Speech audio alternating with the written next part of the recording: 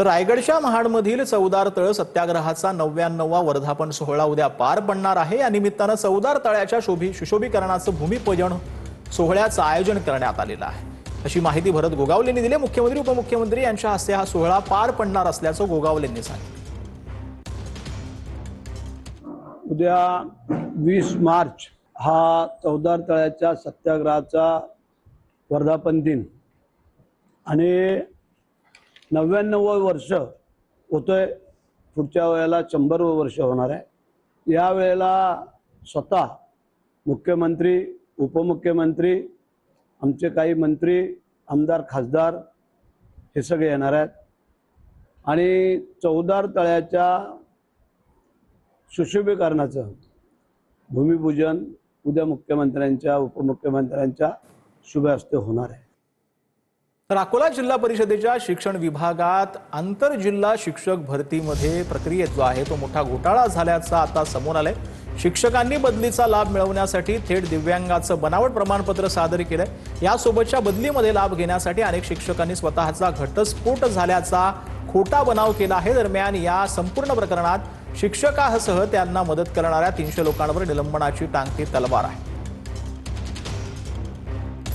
तक्रार प्राप्त झाली होती की जे शिक्षक आहेत त्यांच्या बदली संदर्भामध्ये त्यांनी सवर्ग 1 आणि सवर्ग 2 चा चुकीचे प्रमाणपत्र सबमिट करून लाभ घेतलेला आहे। त्याबाबत अजूनही चौकशी सुरू आहे आमच्याकडे आणि जे आम्हाला आढळले त्यांच्यापैकी 3 शिक्षक आणि 1 BO ज्यांनी हे विलंब केला त्यांना आम्ही निलंबित केलेलं आहे आणि यापुढे सुद्धा चौकशी सुरू आहे। तर सांगलीतील नागपूर रत्नागिरी महामार्गावर ट्रक उलटलेला आहे। मालवाहूक आता ट्रक जो आहे तो सोलापूर मार्गे कोल्हापूरकडे निघालेला होता।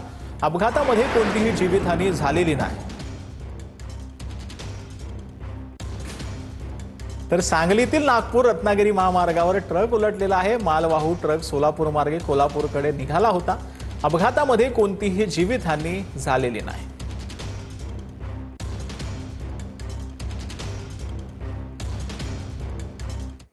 तर नवी मुंबईतील सानपाडा परिसरातील पाम बीचवरती आता भीषण अपघात झालाय।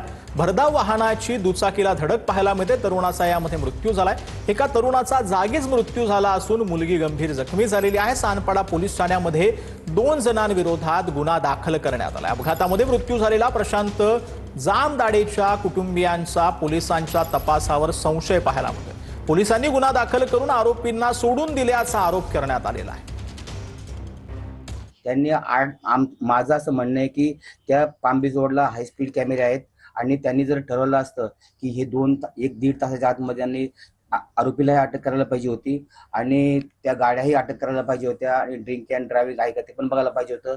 सखोल चौकशी ते मुळीच करत नाहीये आणि गरीबाचं त्यांना कळून चुकलं की हा गरीबाचा मुलगा आहे आणि हे लोक कुठपर्यंत पोहोचतील, त्यामुळे ते गरीब म्हणजे टाळटाळ करतायत आणि ते आरोपी गर्भश्रीमंत असल्यामुळे ते आरोपीला पूर्णपणे वाचवण्याचं काम करतात। DY पाटील हॉस्पिटलला ते उपचाराकरता दाखल करण्यात आले आणि जो मुलगा होता त्याच्या जागेवर मृत्यू झाल्यामुळे त्याला NMC हॉस्पिटलमध्ये रवाना करण्यात आलं।